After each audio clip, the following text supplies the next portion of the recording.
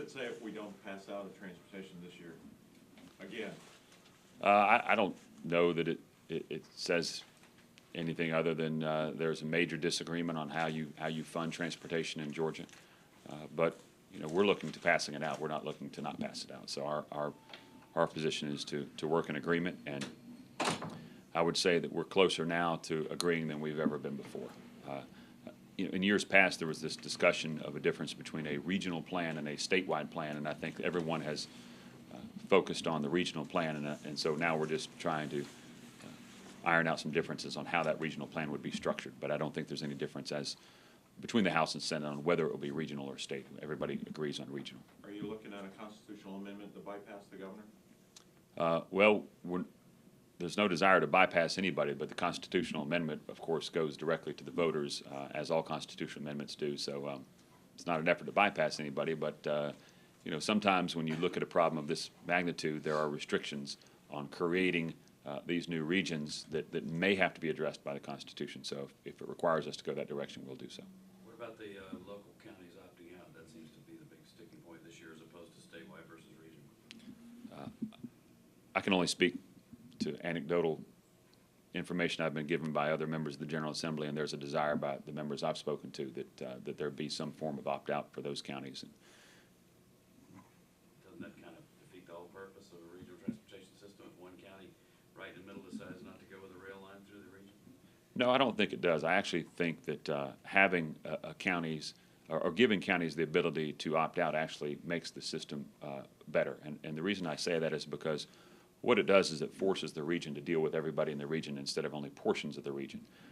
I could imagine a scenario in the Atlanta region where my county, though it has 225,000 people, may be left out in the cold in getting any transportation projects, but still have to pay the tax. So I want to make sure that my county, Cobb County and Cherokee County, Cherokee being my home, that they're part of the discussion when we look at transportation projects in the Metro Atlanta region. And I think having every part of a region as part of the discussion is the right way to go about it. And I think the only way you do that is give a county the ability to opt out. Do you think the governor would back down from his pretty firm commitment to veto any bill that had a county opt out?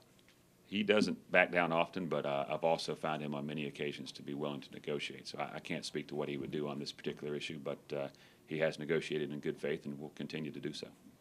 Why have the conferees not, and you might have addressed this, why have they not been meeting in public? Are the discussions going on in private, and when are the conferees going to meet? Because we heard they were supposed to meet last week.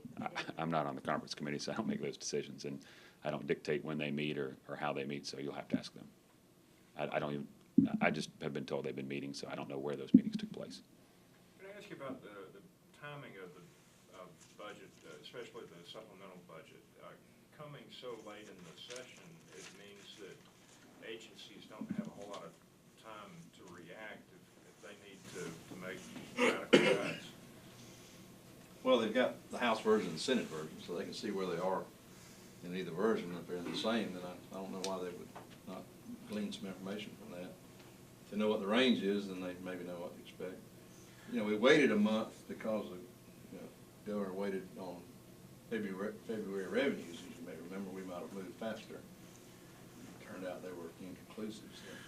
Well, sort of to carry that question forward, I'm kind of curious about, there's been so much said about how bad the fiscal 2012 budget problem is going to be and so forth. Has there been any thinking about approaching the process differently next time to try to do, or is there anything you can do in advance to get yourself out of the situation? It seems to me that if the budget hole is deeper next year, and if the recovery is finally beginning to take hold, the temptation to wait for that next month's positive budget numbers is going to be even greater than it was this year. Well, we've been listening to economists, and they've been wrong every time.